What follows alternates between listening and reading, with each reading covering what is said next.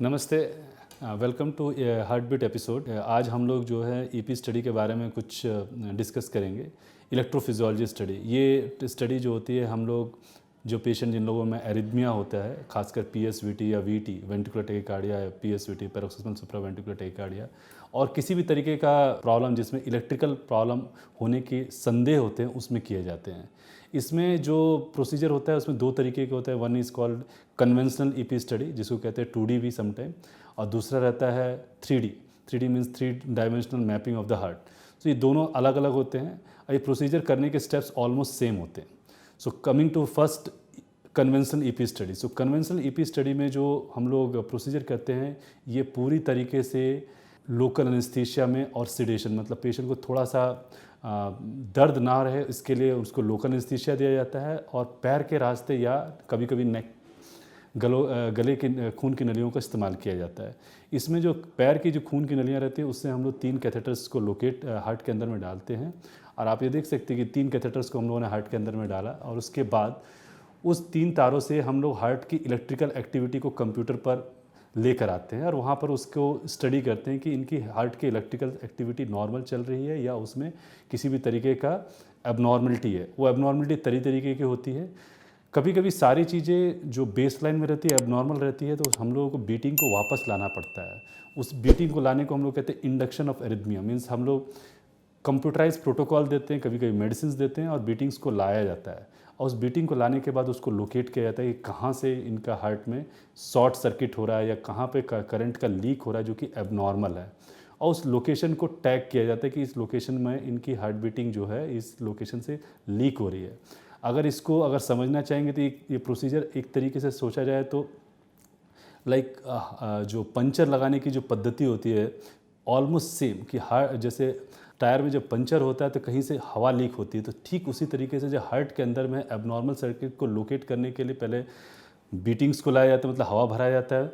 उसके बाद उस लोकेशन को हम लोग सील करते हैं। सील करने का मतलब आरएफ एब्लेशन देते हैं और उसको ख़त्म कर देते हैं, मतलब उसमें पंचर लगा देते हैं। उसके बाद जब बीटिंग्स नहीं आती तो माना जाता है कि वो एरिया से हार्ट का जो शॉर्ट सर्किट हो रहा था या लीक हो रहा था वो ख़त्म हो गया है और ये बीटिंग आने के चांसेस नहीं है।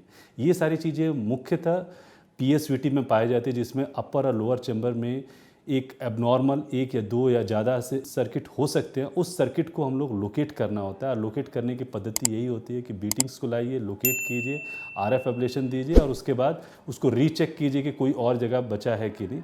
एंड मोस्ट ऑफ टाइम 1 या 2 जो रहते हैं उनको हटा देने के बाद ये पूरी तरीके से क्योर हो जाता है। लेकिन अगर ये एट्रियल टैकीकार्डिया हो या वीटी हो या पेशेंट को एट्रियल फिब्रिलेशन, इसका ट्रीटमेंट करने के बावजूद भी आने के रिस्क रहते हैं या उसका डिजीज़ बर्डन घटता है, उसमें कभी कभी ये क्योरेबल नहीं रहती। उसके डिजीज़ के बर्डन को कम करने के लिए, मतलब उसकी फ्रीक्वेंसी को कम करने के लिए भी किया जाता है। Coming to the second part, that is the conventional. So conventional में तो हम लोगों ने बात किया कि इसमें हम लोग एक्सरे, मतलब रेडिएशन के थ्रू हम लोग देखते हैं, बट नॉन रेडिएशन का तरीका भी रहता है जिसको कहते हैं 3D मैपिंग। इसमें हम लोग कैथेटर्स को हार्ट के अंदर प्लेस करके कंप्यूटर सिस्टम पर हार्ट की एनाटॉमी, जो भी जिस आदमी का हम लोग हार्ट की स्टडी कर रहे हैं, उसमें कैथेटर के थ्रू हम लोग हार्ट को क्रिएट करते हैं, वर्चुअल हार्ट को क्रिएट करते हैं by moving the catheter inside the heart. So computer इस तरीके के मैपिंग को पूरी तरीके से बना पाता है हार्ट पर कि आप जैसे से हम लोग हार्ट के अंदर मूव करते हैं उसी तरीके से वो सारी चीज़ों को, आपके हार्ट के करंट, हार्ट के अंदर की एक्टिविटी, इलेक्ट्रिकल एक्टिविटी को पूर्णतः उस चीज़ को स्थापित करता है कंप्यूटर पर। और उसके बाद जो बीटिंग्स, जो एबनॉर्मल बीटिंग्स के एरिया होते हैं, उसको हम लोग लोकेट करते हैं। 3D में जो प्रिसीजन आता है वो 2D से ज़्यादा रहता है। इसमें रेडिएशन का एक्सपोजर कम होता है and at the same time costly भी होता है, और इसकी सुविधाएं सारे सेंटर्स पर नहीं रहती हैं। बट 3D कुछ पर्टिकुलर प्रोसीजर्स के लिए ही हम लोग रिकमेंड करते हैं, जहाँ पर कॉम्प्लेक्स एरिथमिया हो या यहाँ पर एनाटॉमी बहुत ही डिरेंज, मतलब आपको जहाँ पर हम लोग को करंट देना वो बहुत ईजिली अप्रोचेबल नहीं है, या जहाँ पर सेफ्टी के इशू होते हैं वहाँ पर ये मस्ट हो जाता है। सो ये हुआ 2D और 3D। और इसके करने के बाद हम लोग जो बीटिंग्स को कंट्रोल कर लेते हैं, उसके बाद पेशेंट का रीचेक किया जाता है कि एरिथमिया है कि नहीं है, उसके सर्किट, उसको कहते हैं री इंडक्शन। और री इंडक्शन में अगर बीटिंग्स नहीं है तो माना जाता है कि डिजीज़ क्योर हो गया है। So this is all about the EP study, electrophysiology study, और ये हार्ट की इलेक्ट्रिकल एक्टिविटी को चेक करने के लिए किया जाता है।